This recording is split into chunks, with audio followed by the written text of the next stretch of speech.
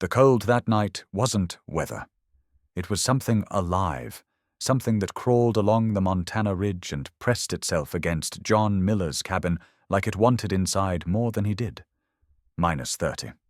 The kind of cold that hollowed out sound and made the darkness feel heavier than the mountains themselves. Inside the one-room cabin, a single oil lamp threw a tired circle of light across the floorboards. John sat on the edge of his bunk, elbows on his knees, shoulders squared out of habit more than comfort. Even with no uniform on his back, he still lived like he expected a command at any second. His boots sat aligned under the bed. His rifle rested by the stove. Every corner of the room was neat, controlled, silent. Silence was the one thing he could manage. For years, it was the only thing that didn't walk away. He warmed his hands over the stove and let the heat settle into his bones. Out here, the world didn't ask for anything. Didn't expect anything. It wasn't good, but it was predictable. And predictable was something a man like him could live with. Then came the knock. 3 taps. Even. Intentional. John froze. He had heard doors in war zones, heard fists against metal hatches, heard boots on gravel in the middle of the night. Those sounds stayed with a man. This knock didn't belong to wind or falling branches or the settling groan of wood. This knock belonged to someone who knew how to knock. He didn't move at first, just listened. The storm howled like it wanted to swallow the whole ridge, but beneath it he caught a thin sound. A whimper, high, quick, not human. He stood, every instinct pulling tight inside him. No neighbors ever came this far during a storm like this. No hikers survived long enough to knock at random cabins. And hunters didn't knock at all. His hand touched the latch, then stopped. Something about the timing felt off. Too precise, like whatever waited on the other side had been there longer than he realized. Watching, gathering courage or losing strength. Another sound came, softer this time. Not a knock, a scrape, like something leaning its weight on the door because it had nothing left. John pulled the door open 3 inches. The storm punched the room with cold, the wind ripping inside with a sharpness that bit at his throat. Snow blew sideways, a wall of white swallowing everything. For a second he saw nothing. Then the shape formed. A German shepherd, thin to the bone, her fur matted with ice, her legs trembling.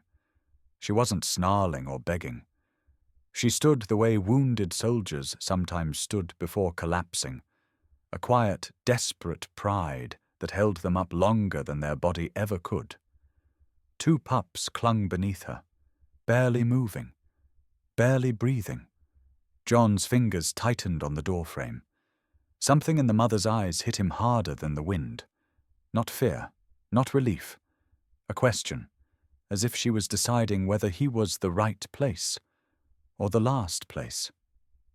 He looked over his shoulder at the stove. The warmth, the space, the safety he had carved for himself alone. Letting them in would change everything. And he didn't let things change. But then the smallest pup slipped in the snow. A soft, quick cry broke from its throat. The mother lowered her head toward it. But she didn't move forward. It was the first twist of the night. Not the dogs showing up, not the storm, but the realization that the mother wasn't coming to him for help. She was waiting for his decision. John swallowed hard, his breath shaking in the cold. He should close the door. He knew that. Once you open your space to life this fragile, you don't get to take it back. Out here, anything you saved became your responsibility. And responsibility was something he had sworn off a long time ago. But he didn't move. The mother didn't either. They stared at one another through the snow, 2 survivors fighting different storms, but carrying the same old exhaustion in their bones. John opened the door wider. The cold rushed in, filling the room until the stove hissed in protest. The pups tried to climb towards the warmth, their legs too weak, their bodies collapsing halfway across the threshold. The mother finally stepped forward. Not past the door, just enough for the pups to touch the floor inside, enough to show that she trusted him as far as she was willing to risk. Her eyes never left his. John knelt slowly, the wind clawing at his coat, the heat behind him slipping away, his breath fogging in front of his face. He didn't touch them, didn't reach, just offered space. A choice. The mother's ears twitched. Another gust of wind slammed the cabin. Snow spiraled around her legs. John felt the decision settle in his chest before he ever made it. He wasn't choosing them. They had chosen him. But he still didn't know if that was mercy or trouble. And with the storm roaring like a warning across the ridge, he wasn't entirely sure he wanted to find out. The chapter ends as John holds the door open, caught between warmth and cold, between solitude and something he wasn't ready to name. Raya stands in the doorway, her pups trembling at her paws, her eyes locked onto his. Something is waiting to begin. But neither of them knows what it is yet. The moment the pups crossed the threshold, the storm outside didn't seem as loud anymore. But inside John Miller's chest, something else started to roar. Not fear, not sympathy. Something closer to a warning he'd learned to obey long before he ever set foot in Montana. He stepped back from the door, letting the cold settle behind him in a slow crawl. The oil lamp flickered, pushing shadows across the cabin walls as if the room itself was adjusting to the new presence on the floor. Raya stayed in the doorway, her paws still planted in the snow, her body angled halfway inside, halfway out. A soldier would have called it a tactical position. A mother simply called it caution. John watched her with the same trained eye he once used on foreign checkpoints. She wasn't begging. She wasn't broken. She wasn't even afraid. She was studying him the same way he studied every unknown variable on a battlefield. Measured. Quiet. Calculating the risk. Her gaze didn't hold desperation. It held discernment. She was choosing him. He didn't know what to do with that. His hand tightened on the doorframe, fingertips burning from the temperature swing. He forced his breath to steady, the way he'd practiced thousands of times under desert skies. But even breathing felt different with that dog's eyes locked onto his. She didn't look at the stove, or the blankets, or the safety of the cabin. She looked at him. Straight through him, as if she could see every decision he'd ever made, including the ones he ran from. John swallowed, clearing the tension in his throat. He'd learned a rule early in his Navy years, a rule barked by men whose lives depended on it. Don't bring anything into camp you can't control. It wasn't a suggestion. It was survival. Out there, letting the wrong presence inside your perimeter could cost you the night, could cost you the unit, could cost you more. And John had paid that price once. His jaw clenched. He forced the memory back, but it rose anyway because the cold always pulled up the past. A desert night. A young recruit named Ellis, barely 20. Blood soaking into sand that wouldn't stay still beneath John's hands. The kid's voice fading while John tried to keep him grounded, whispering promises he was too late to fulfill. John had never forgiven himself for that night, never forgiven himself for hesitating in the wrong moment. Hesitation kills. Responsibility crushes. Attachments bury you twice. And yet here he was again, staring at something fragile, something he would have to protect if he let it in. A mother, 2 pups, a storm that could end them before dawn. Not his problem.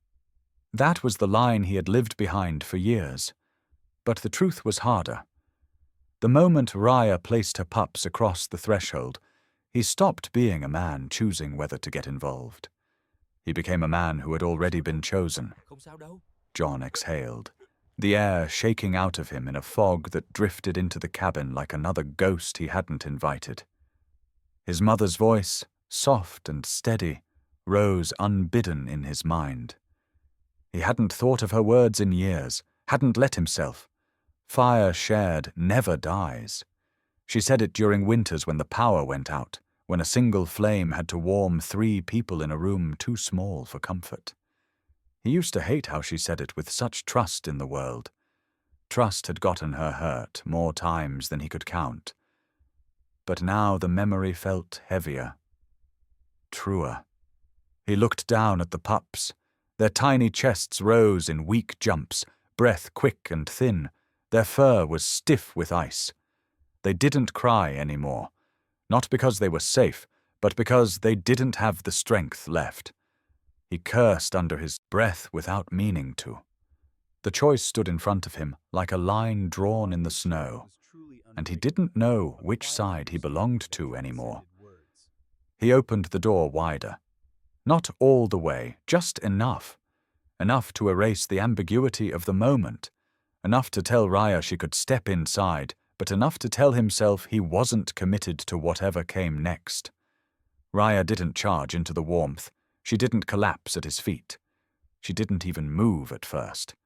She simply watched him, head lowered, breath coming in soft clouds of white. Her paws in the snow, her ribs trembling, her body shielding the cold behind her, as if she alone stood between the pups and whatever waited outside the cabin. John swallowed again, feeling the knot in his chest pulled tight, the kind that came not from fear, but from awareness, instinctual, primal, old as survival itself. This wasn't a stray looking for shelter. This was a mother deciding whether her family lived or died tonight. He wasn't used to being the deciding factor in anyone's survival anymore. He didn't want that weight, didn't ask for it. He still felt it settle on him anyway. Another gust slammed against the cabin, spraying snow across the floor. The pups whimpered in response, curling into each other. Raya finally shifted one paw forward, then another. It wasn't trust. It was a measured gamble, the kind people make only when they've run out of options everywhere else. She walked inside, just barely. Her tail stayed near the doorway.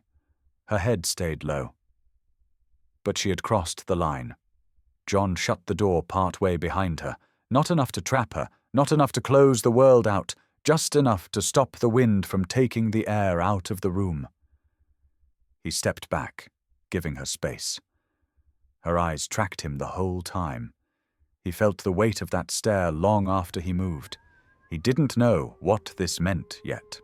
Didn't know what this night was turning into.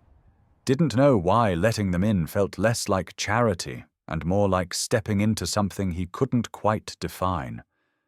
But he knew one thing as he stood in the dim cabin, watching the German shepherd mother guard her pups with the last ounces of strength she had left. He wasn't just letting them in. They were letting him in too. And that unsettled him more than the storm ever could. John feared attachments, feared the cost of them, feared the way they could break a man clean open. But something about this dog didn't match any rule he had lived by. Something about her didn't feel accidental. Something about her didn't feel normal. He didn't know why, not yet. But he could feel the shift. And deep down, he knew the storm outside wasn't the only thing about to change. The cold outside didn't fade just because the door was cracked open. It pressed against the cabin like a living thing, pouring over the threshold in slow, merciless waves. John could feel it tightening the air behind him, draining warmth faster than the stove could give it. The pups weren't built for that kind of cold. No creature was. Their breaths came in thin little tremors, the kind that barely lifted the fur on their chests. One of them tried to stand, wobbling on legs too stiff with frost, then slumped sideways. The sound it made wasn't a cry. It was softer than that, a tiny push of air that hit John harder than any storm ever had. He turned as if to grab another log for the fire, something to keep busy, something to keep distance. But the moment he shifted his weight, the smallest pup crumpled entirely, its head dropping against the wood floor with a dull, fragile thud. That sound rooted him in place. John had heard bodies collapse before. Heavy ones, silent ones he wished he could forget. But this tiny fall echoed through him with a sharpness that stole the breath from his throat. He dropped to his knees before he could think. The cold bit through the fabric of his pants, up into bone, but he didn't feel it. His eyes stayed fixed on the pup, its sides barely rising, its breath a flicker that might vanish at any moment. He didn't reach right away. He held his hand out instead, palm open, fingers steady, offering more space than touch. A gesture so small it barely belonged in the world he knew. Back in the Navy, reaching was a commitment, a vow. Once you put your hands on something broken, it became yours to fix. He hadn't forgotten that rule. Maybe that was why his hand trembled. Raya watched him closely from just inside the doorway. Her entire body was tensed, ribs pulled tight, eyes burning with instinct and exhaustion. Snow melted off her coat in slow drips. Her breath puffed out in sharp, controlled bursts, each one a reminder she had held herself together longer than she should have. She didn't move toward him, but she didn't move away either. Her gaze darted between John's hand and the pup lying limp in the thin light from the lamp. She weighed the risk, weighed him, weighed the night. Then she leaned forward, slow, deliberate, as if giving away the last piece of something she'd sworn to protect on her own. She pressed her nose gently against the pup's side and nudged it toward his open palm. John's breath hitched. Not a shove, not a surrender, a decision. A mother handing over what mattered most.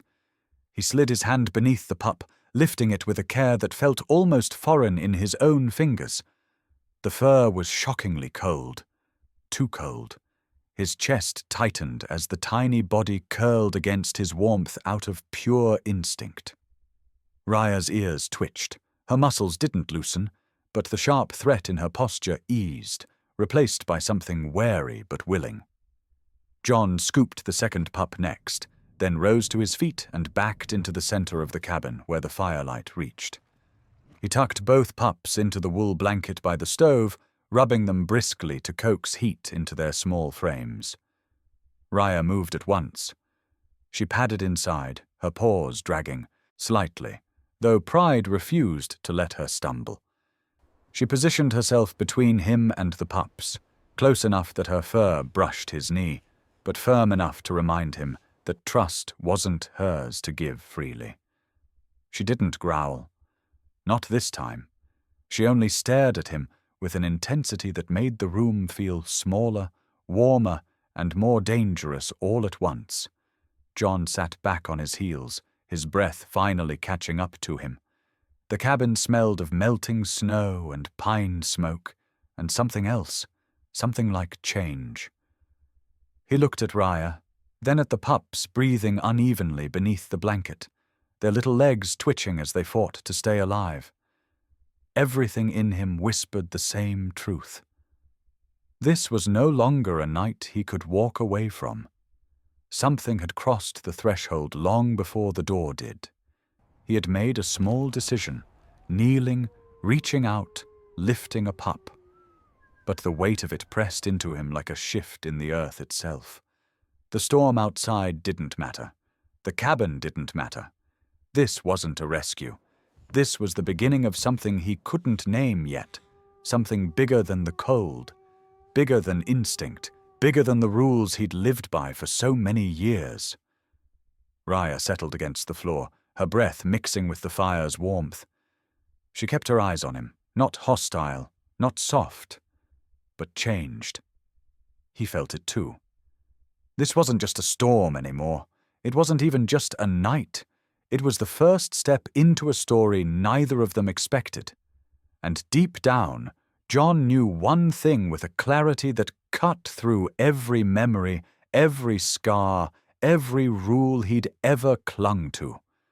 Tonight was the start of something far bigger than survival. The cold outside didn't fade just because the door was cracked open. It pressed against the cabin like a living thing, pouring over the threshold in slow, merciless waves. John could feel it tightening the air behind him, draining warmth faster than the stove could give it. The pups weren't built for that kind of cold. No creature was. Their breaths came in thin little tremors, the kind that barely lifted the fur on their chests. One of them tried to stand, wobbling on legs too stiff with frost, then slumped sideways. The sound it made wasn't a cry. It was softer than that, a tiny push of air that hit John harder than any storm ever had. He turned as if to grab another log for the fire, something to keep busy, something to keep distance. But the moment he shifted his weight, the smallest pup crumpled entirely, its head dropping against the wood floor with a dull, fragile thud. That sound rooted him in place. John had heard bodies collapse before, heavy ones, silent ones he wished he could forget. But this tiny fall, echoed through him with a sharpness that stole the breath from his throat. He dropped to his knees before he could think. The cold bit through the fabric of his pants, up into bone, but he didn't feel it. His eyes stayed fixed on the pup, its sides barely, rising, its breath a flicker that might vanish at any moment. He didn't reach right away. He held his hand out instead, palm open, fingers steady, offering more space than touch. A gesture so small it barely belonged in the world he knew. Back in the Navy, reaching was a commitment, a vow. Once you put your hands on something broken, it became yours to fix. He hadn't forgotten that rule. Maybe that was why his hand trembled. Raya watched him closely from just inside the doorway. Her entire body was tensed, ribs pulled tight, eyes burning with instinct and exhaustion. Snow melted off her coat in slow drips. Her breath puffed out in sharp, controlled bursts, each one a reminder she had held herself together longer than she should have. She didn't move toward him, but she didn't move away either. Her gaze darted between John's hand and the pup lying limp in the thin light from the lamp. She weighed the risk, weighed him, weighed the night. Then she leaned forward, slow, deliberate, as if giving away the last piece of something she'd sworn to protect on her own. She pressed her nose gently against the pup's side and nudged it toward his open palm. John's breath hitched. Not a shove, not a surrender, a decision. A mother handing over what mattered most. He slid his hand beneath the pup, lifting it with a care that felt almost foreign in his own fingers. The fur was shockingly cold, too cold. His chest tightened as the tiny body curled against his warmth out of pure instinct. Raya's ears twitched. Her muscles didn't loosen, but the sharp threat in her posture eased, replaced by something wary but willing. John scooped the second pup next, then rose to his feet and backed into the center of the cabin where the firelight reached. He tucked both pups into the wool blanket by the stove, rubbing them briskly to coax heat into their small frames. Raya moved at once. She padded inside, her paws dragging slightly, though pride refused to let her stumble. She positioned herself between him and the pups, close enough that her fur brushed his knee, but firm enough to remind him that trust wasn't hers to give freely. She didn't growl. Not this time.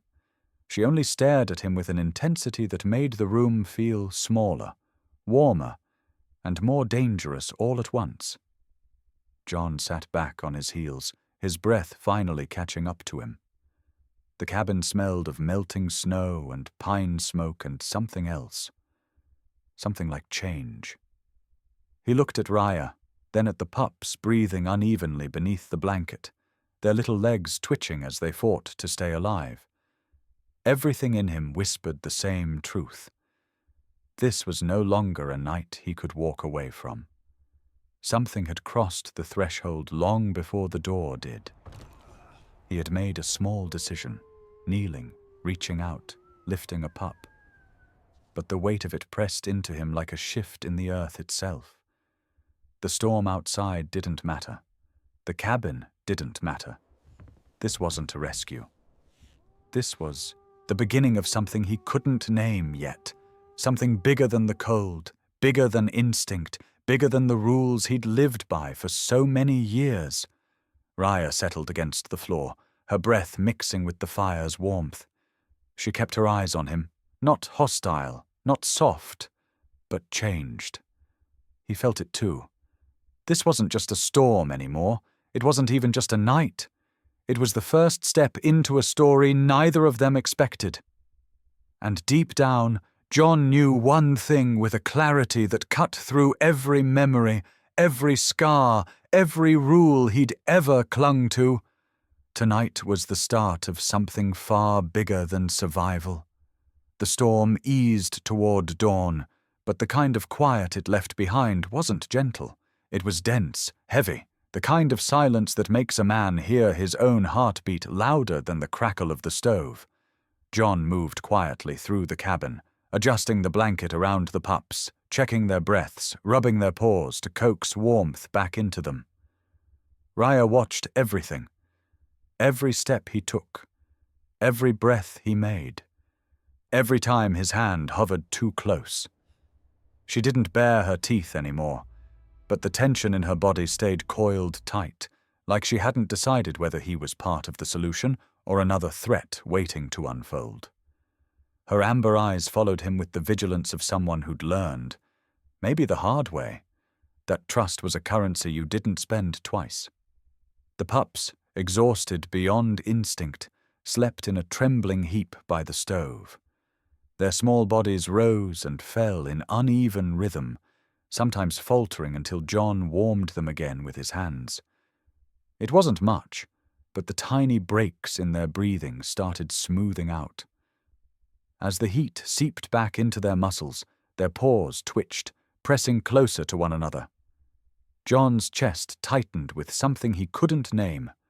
He'd held injured men before, felt their weight go slack, felt life slip between seconds, felt cold take over skin in ways no heat ever returned.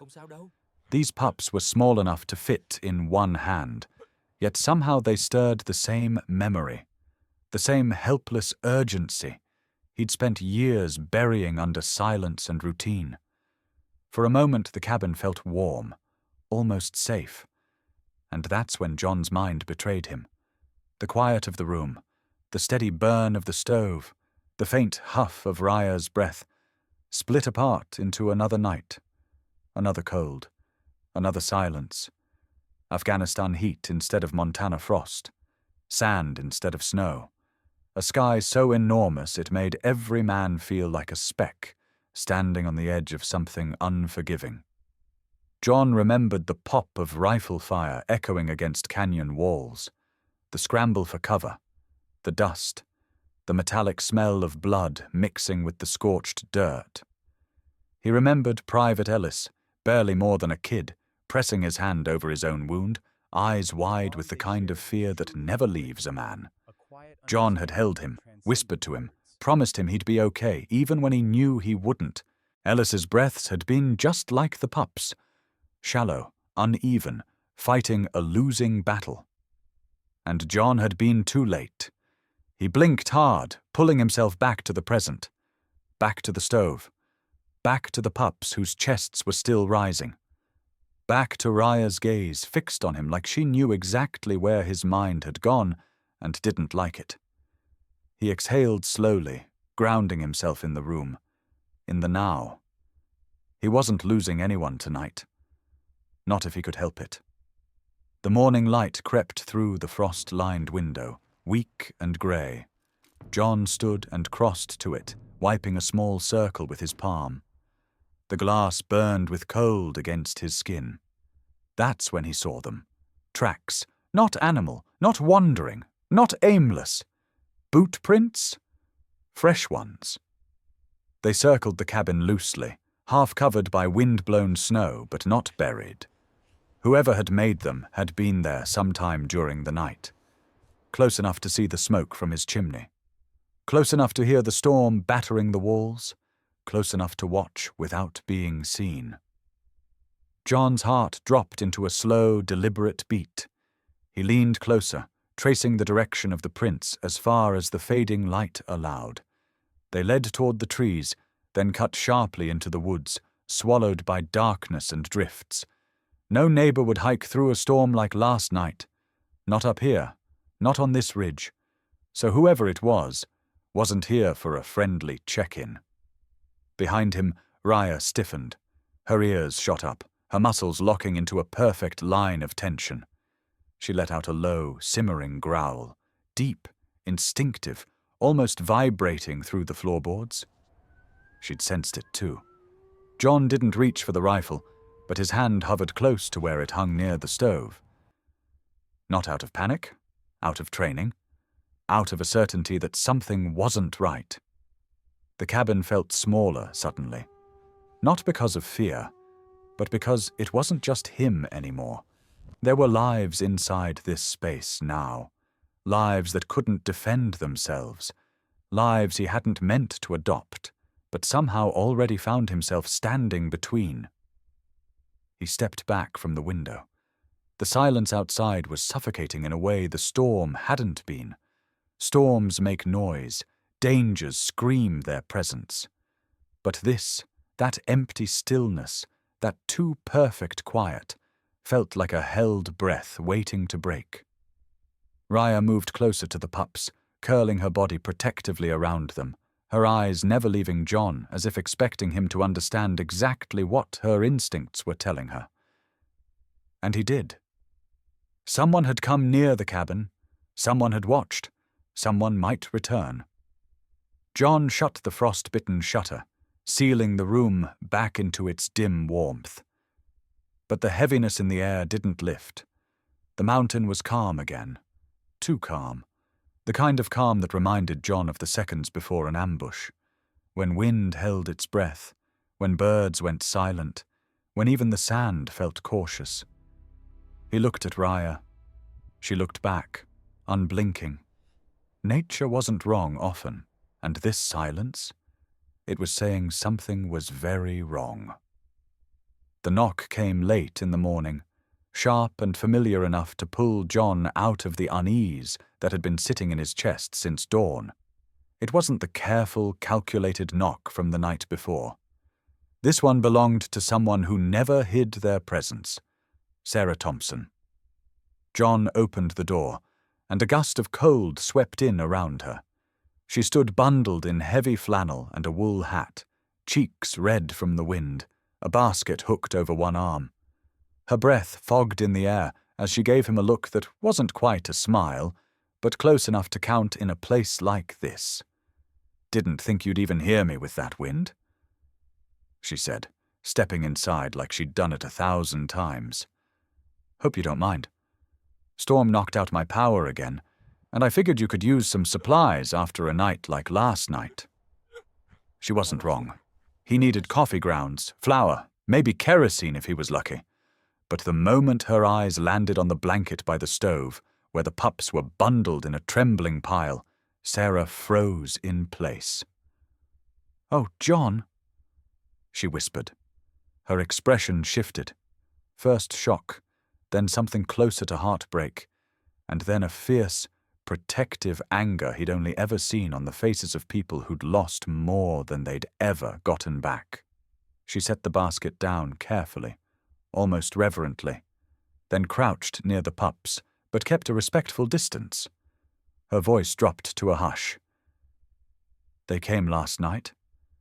John nodded. "Storm pushed them here, the mother too." Sarah glanced back at Raya, who stood a few feet away, watching with sharp, measuring eyes. Their gazes met, woman and dog, neither blinking, both wary and unafraid. Sarah swallowed.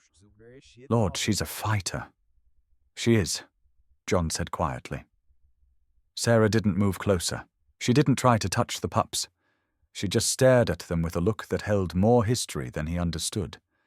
And then she straightened, pressing a hand against her chest as if steadying herself.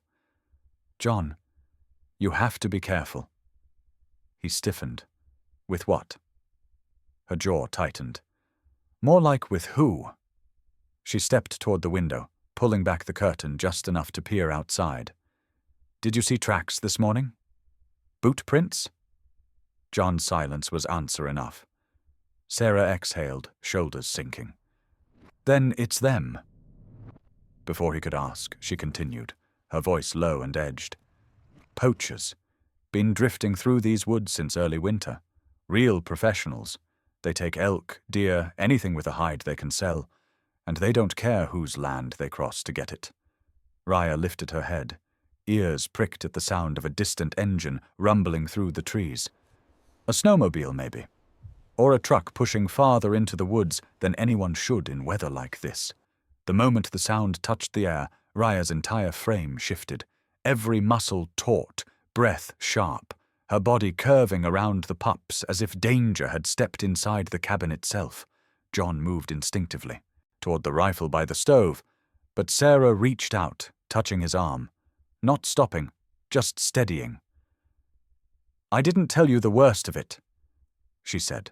Her voice changed then, lower, heavier, pulled from a place that had never healed clean. "My husband, Mark, remember what they said happened to him? The logging accident?" John nodded. It had been years ago. The store owners in town still talked about it sometimes, called it tragic, sudden, unfair. Sarah's eyes hardened into something brittle. "It wasn't an accident. He caught a hunter on our land, confronted him, and that man made sure he didn't walk away from it." Cold pressed deeper into the room, colder than the wind outside. Raya let out another low growl, sensing the shift in tension even before the meaning reached John. "They dressed it up," Sarah continued. "Cleaned the scene. But I know what I saw before they moved the body, and I've spent 10 winters waiting for someone to care enough to look closer."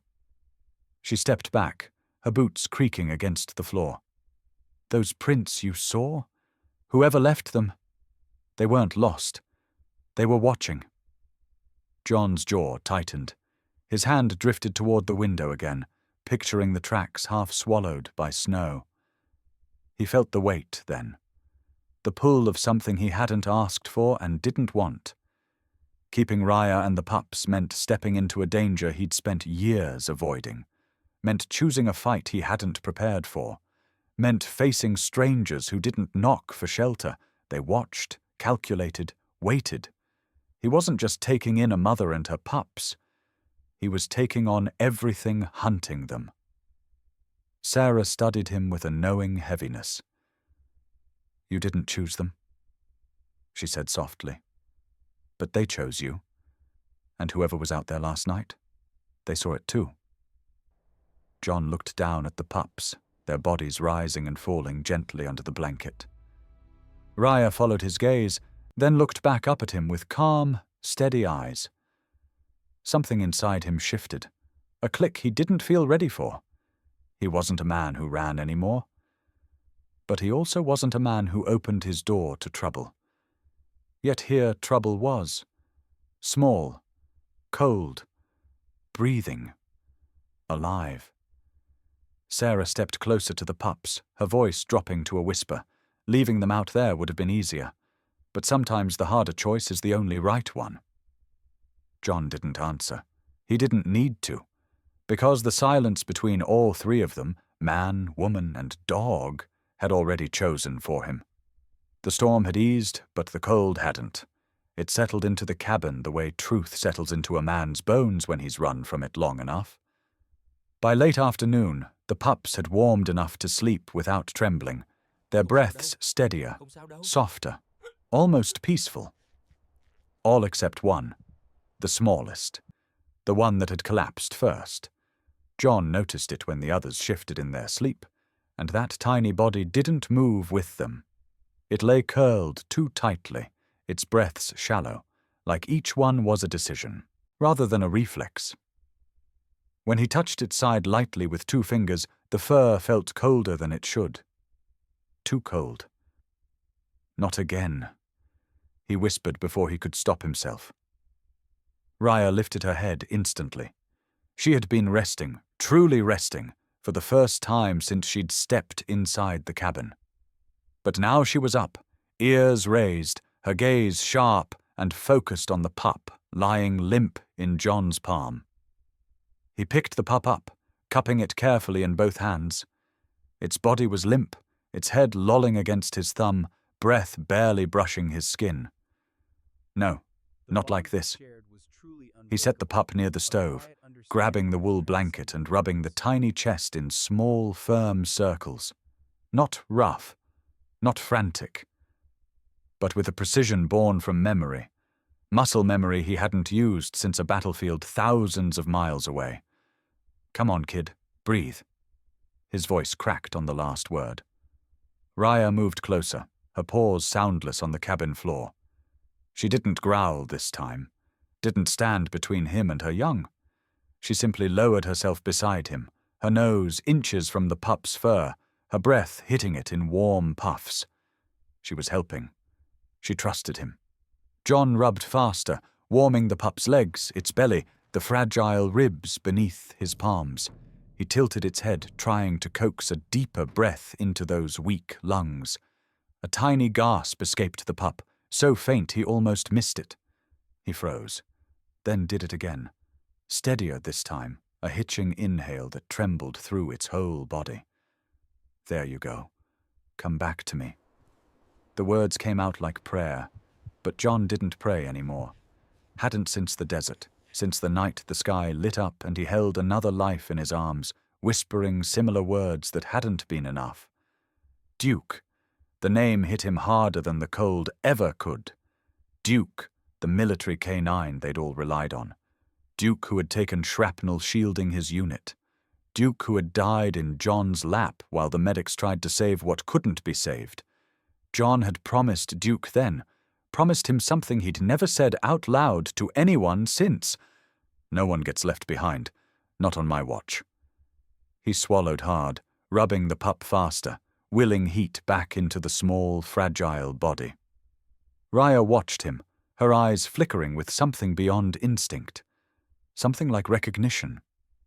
As if she understood the weight behind his movements, the ghosts he fought while saving something barely big enough to fit in his palm.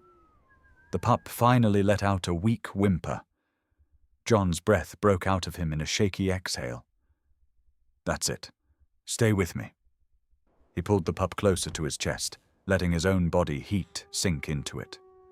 The pup nuzzled weakly into his coat, its breaths gaining a rhythm. Not strong, but present. Alive. Raya leaned forward and touched her nose gently to John's arm. Not to warn, not to test, to acknowledge. For the first time since she chose his door, she wasn't judging him, she was trusting him. The weight of that trust settled into John's ribs like something that belonged there. He rubbed the pup's back with one thumb, watching its tiny chest rise, fall, rise again. He didn't realize he was shaking until Raya pressed her paw lightly against his knee, grounding him the way soldiers used to ground each other during the longest nights. John let out a slow breath. He couldn't pretend anymore. Not to himself. Not to the quiet that filled the cabin. Not to the ghosts watching him from memory. These weren't just animals he'd helped out of pity.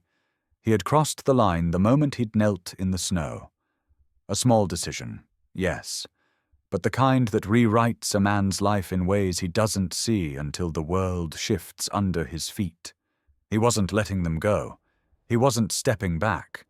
He wasn't alone anymore, and he wasn't about to let cold, fate, or the shadows in the woods take away what had been placed in his care. He tucked the smallest pup deeper into the blanket and stroked the top of its head. "You're safe now. All of you." Raya lowered herself beside him, curling protectively around her pups, including the one he held, as if welcoming him into the circle for the first time. John looked at her, then at the fading daylight outside the window. He felt something settle inside him, something he hadn't felt since the uniform days, something quiet and fierce and steady. A vow, not spoken, but understood. A promise he had broken once and would not break again. No one gets left behind. Not this time. The knock came just as dusk pulled a dull blue haze over the ridge. Not hurried, not afraid. 3 slow raps, spaced with the confidence of someone who had never once questioned whether they had the right to knock. John stiffened immediately. Raya went rigid before the second knock landed. The pups stirred under the blanket, their tiny murmurs swallowed by the stove's crackle, but Raya ignored them. Her ears lifted, her body stretched, long and protective. A low, simmering growl vibrated from her chest. John glanced toward Sarah, who'd come by earlier with extra supplies. She stopped mid-step, her hand frozen around a mug of coffee, the color draining from her face. She whispered one word, barely audible. No? John didn't need to ask why. He moved toward the door slowly, silently, every sense sharpened to a point. He rested one palm against the cold wood and listened. Snow shifted outside, but not like wind. More like someone adjusting their weight. Another knock. Even softer this time. John cracked the door open an inch. A man stood on the threshold, the storm curling around him like a second coat. He was tall but wiry, his frame lean from a life lived outdoors. A hood hung low, shadowing half his face, but when he lifted his head, John saw pale eyes. Too pale. The kind that calculated more than they revealed. "Evening," the man said, breath fogging the air. "Storm caught me farther out than I planned. Mind if I warm up for a bit?" He smiled as he spoke, but the smile never touched his eyes. John didn't respond right away. His gaze drifted down to the man's boots, thick tread, packed with snow except for the grooves. Fresh prints, the same shape he'd seen around the cabin. Behind him, Sarah inhaled sharply as if she'd been punched. She covered her mouth, but not in fear, in recognition. John opened the door just enough for the stranger to step inside. Not out of trust, out of necessity. Letting him freeze outside wouldn't make him less of a problem. The man stepped past him, brushing snow from his coat with practiced ease. The heat from the stove softened the edges of his silhouette, revealing more of his face. A jagged scar cut from his cheekbone to the corner of his mouth, puckered and white with age. John had seen scars like that in war, the kind earned in moments no man wanted to remember. The stranger's gaze swept the cabin quickly. Stove, supplies, John, Sarah, then the pups. The shift in his eyes was subtle, a flicker, a measuring, a silent tally of worth. He murmured, "Didn't expect to see dogs up here." Raya's growl deepened, low and steady like thunder beneath the floorboards. She moved forward half a step, planting herself directly between him and the pups. The stranger chuckled, lifting his hands in mock surrender. "Easy, girl, just looking." But his eyes lingered too long. John stepped between them, blocking the view with his body. His voice held no warmth when he said, "Weather gets rough. Things find shelter where they can." The stranger's mouth curled slowly into that same half-smile. "Must be lucky, then. Dogs like that don't just stumble anywhere." John didn't answer. Neither did Raya. She only stared, unblinking, muscles coiled like pulled wire. The man eventually moved closer to the stove. He held his palms out, absorbing the heat with a sigh that was too exaggerated, like he was performing the act of cold relief instead of feeling it. Sarah hadn't spoken since he entered. She stood near the table, shoulders stiff, staring at the man as if he'd crawled out of a nightmare she had tried for years to bury. When she finally did speak, her voice was controlled only by force. "You're far from town, Owen." He turned at the sound of his name, that thin smile sharpening. "Good to know someone remembers me." John felt the air shift. Owen Briggs, poacher, liar. The man whose accident had taken Sarah's husband. Now he stood warming his hands by John's stove. Owen stayed only a few minutes, just long enough to make himself comfortable, just long enough to let his eyes dart again toward the pups, just long enough to let something predatory slip through his veneer of politeness. Then he pulled his hood back on. "Storm's easing," he said. "Should get moving before it thickens again." He walked to the door, but not without one last, lingering look toward the blanket. Not affection, assessment. He stepped outside, boots crunching against the snow. John closed the door behind him, sliding the latch into place with a heavy, echoing click. For a long moment no one spoke. Raya lowered her head, pacing once in a tight circle before settling close to the pups again. Her breath came sharp and loud in the quiet. Sarah exhaled as if she'd been drowning. She set her mug down with shaking fingers. "Men like him," she said quietly, "never walk away empty-handed." John didn't reply. He looked at the window, at the frost creeping over the glass, at the trail of fading prints Owen had left behind. The storm had returned to its usual rhythm outside. But the silence inside the cabin had changed, shifted into something that carried weight. John glanced at Raya. Raya glanced back, amber eyes mirroring the same thought pulsing through his chest. This wasn't over, not by a long shot. A week passed in the mountains, though time didn't move the same way it used to for John Miller. Winter still pressed hard against the ridge, its wind sharp enough to cut through wool and patience alike. Yet the cabin no longer felt like a bunker carved out of loneliness. It felt alive. The pups had grown stronger. Their steps were still wobbly, their bellies still round, but they no longer whimpered through the night.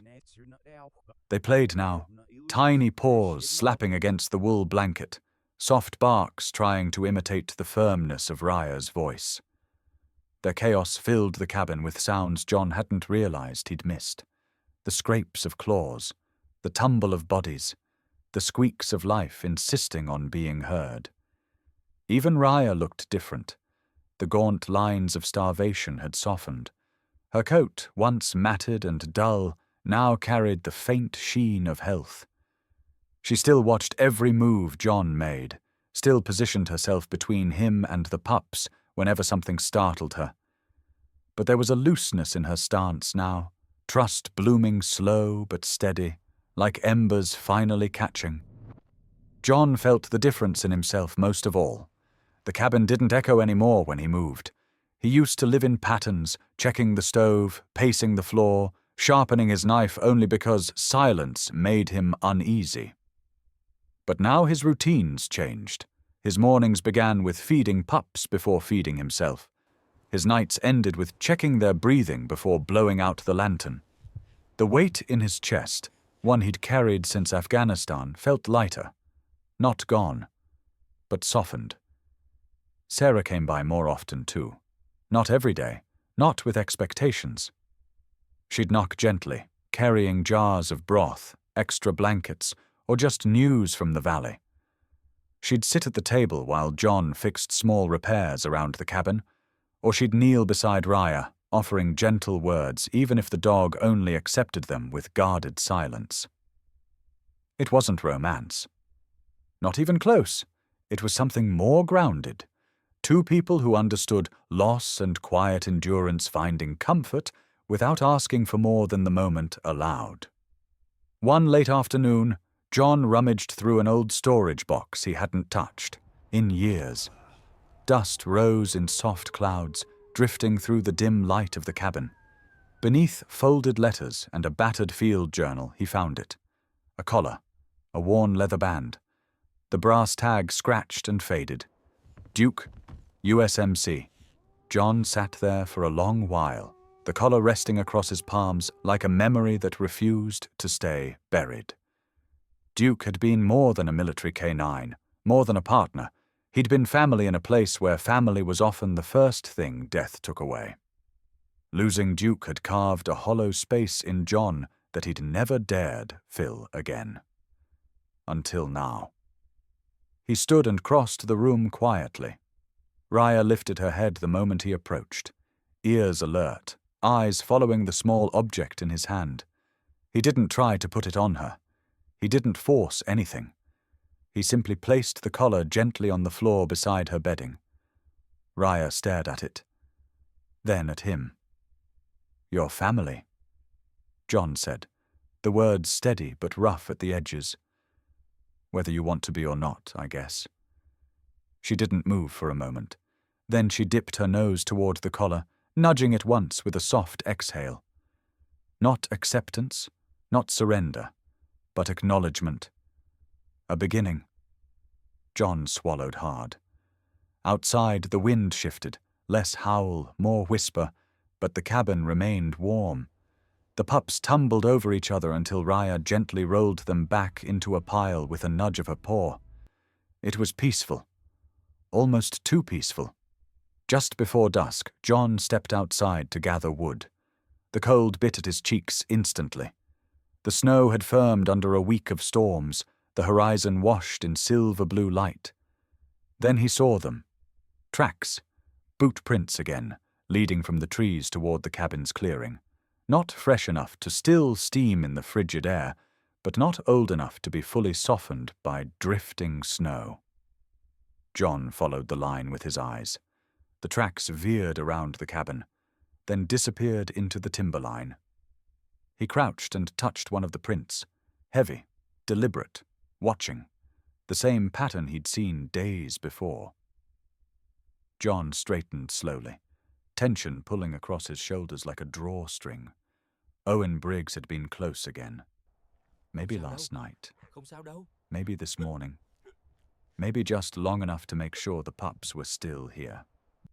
He stepped back toward the cabin, hand brushing the door frame before he pushed it open. Inside, warmth met him instantly. Raya lifted her head, sensing something sharp in his posture even before he closed the door. John didn't look at her right away.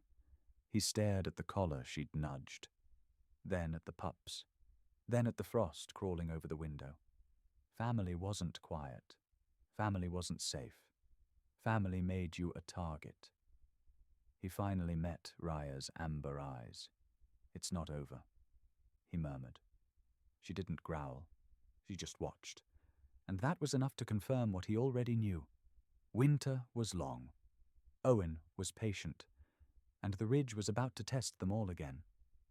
By the time another week passed, winter in the Montana Ridge had settled into a rhythm that only the people born to the snow understood. The cold never let up. The wind still carved across the peaks like a blade. But something else had shifted. Something quieter, warmer, and far less common in isolated mountain towns. People were talking. Not the kind of gossip that drifts through grocery stores or church basements.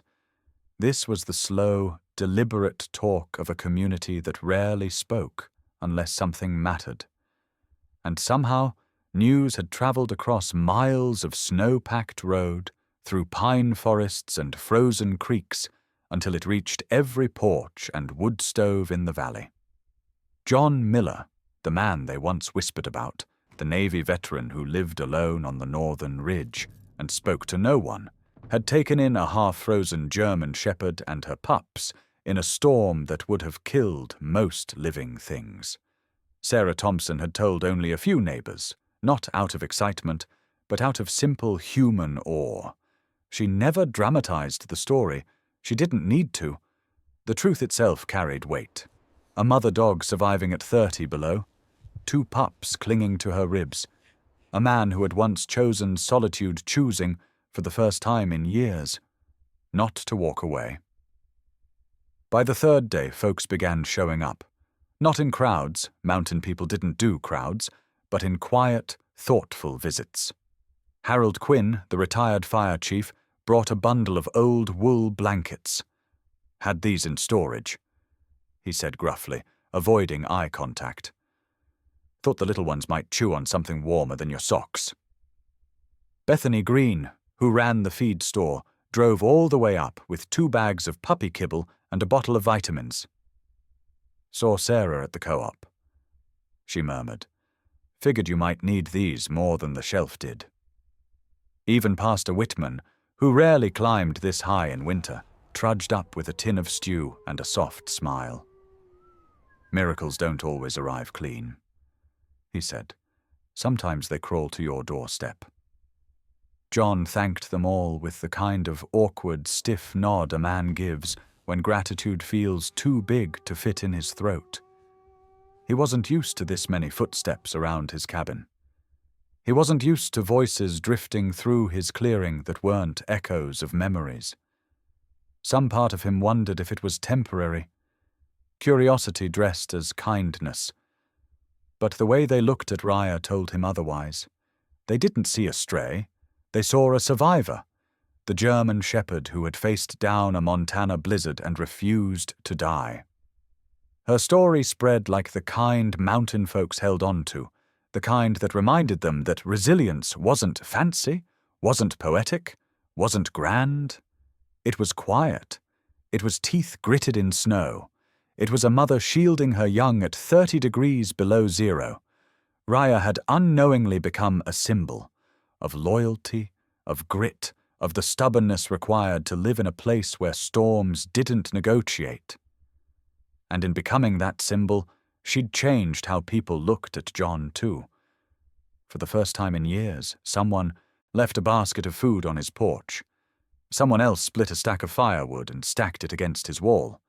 Folks greeted him by name in town again, not with suspicion, not with distance, but with something closer to respect. Sarah saw it too. She'd sit at John's table, sipping coffee, watching him try to navigate the strange new current of human connection re-entering his life. "You know," she teased lightly one evening, "you keep this up and people will think you're friendly." John snorted. "Don't start rumors you can't manage." But she saw the way he smiled when he thought she wasn't looking. Yet even in this warmth, shadows lingered. A group of local hunters stopped by Sarah's home one afternoon, and what she told them made the room fall silent. Owen Briggs had been sniffing around the ridge again. Tracks near John's cabin matched his boot pattern. And more importantly, someone spotted him down by the river, speaking to a pair of out-of-town trappers. They weren't good men. Sarah warned them in her calm, steel-edged way. If he's got his eye on John's pups, or Raya, he won't give up. Her voice was steady, but her hands trembled slightly. Owen doesn't walk away from profit. Not ever. Word spread across hunters, loggers, ranchers, the quiet network of mountain guardians who policed their land better than any distant ranger office. They didn't confront Owen. Not yet. But they watched. They prepared. They made sure John wasn't alone, even if he didn't ask for help. That was how mountain justice worked. Not loud, not quick, but loyal. Meanwhile, inside the cabin, Raya began something John didn't notice at first. At dawn and dusk, she nudged the pups towards the door. When he opened it, they stepped into the snow, shivering but determined. Raya positioned herself with her back to the wind, her body forming a wall as the pups pushed against the gusts. She was teaching them how to brace themselves, how to stand their ground, how to face what hurt without collapsing. When the pups faltered, she nudged them forward again, firm but gentle, never letting fear take root. John stood beside her once, watching the lesson unfold. "You were trained once, weren't you?" he whispered. Raya didn't look at him, but something in the angle of her ears, the way her stance tightened against the wind, answered for her. She wasn't just surviving, she was passing something on. Strength, instinct, legacy. As the pups huddled under her chest afterward, John lifted his gaze toward the tree line, where dusk had turned the forest into a wall of shadow. Someone had passed through there recently. Someone watching. Someone waiting. But for the first time since this started, he didn't feel outnumbered. He felt surrounded by something stronger. A cabin lit with life.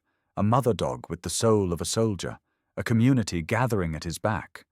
A circle was forming, quiet but powerful. A circle that Owen, Briggs, with all his cruelty and greed, had no idea he was stepping into. The cold eased its grip on the valley a little by the end of January, though the mountains still held their winter steel. The sky stayed pale, the air stayed sharp, and the world felt paused between storms. But inside the small Montana town that sat at the foot of the ridge, something finally shifted. Justice, quiet, restrained, almost shy, arrived without ceremony. It happened on a Thursday morning. No gunfire, no confrontation in the woods, no showdown at John's cabin, just a ranger's truck rolling down Main Street with a second vehicle behind it, and the unmistakable silhouette of Owen Briggs sitting handcuffed in the passenger seat. He didn't shout, he didn't argue, he didn't even lift his eyes. Word spread quick. By the time the vehicle stopped outside the small sheriff's office, half a dozen townsfolk had gathered, not to gawk, but to make sure it was real this time. Among them were ranchers whose traps Owen had tampered with, hunters who'd lost elk to his poaching, and a woman whose dog had vanished the previous winter. They stood in silence as Owen stepped out. The ranger held up a weathered roll of elk hides, illegal, freshly skinned, still stiff with cold. A store owner had spotted the hides in the back of Owen's truck when he'd stopped to ask for gas money. One phone call later, the ranger arrived, saw what needed seeing, and followed procedure. There was nothing dramatic to it. No shouting.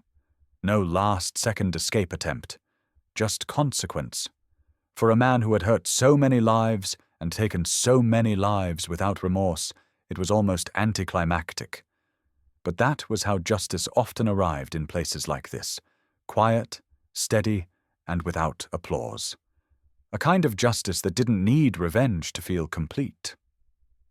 By evening, the ridge was still again. John heard the news from Sarah when she trudged up to the cabin with a thermos of hot cider and a relieved smile pulling at her cheeks. "They got him," she said simply, as if she still didn't believe it. "Found the elk hides, enough evidence to keep him off these mountains for a long, long time." John nodded, slow and thoughtful. He didn't gloat, didn't even smile. The danger was gone, but the magnitude of it, the way Owen had lingered around his home, the way he'd stared at the pups, still tightened something in his chest. "Good," he finally said. Sarah's hand rested on the back of a chair, shoulders easing for the first time in months. "It's over, John.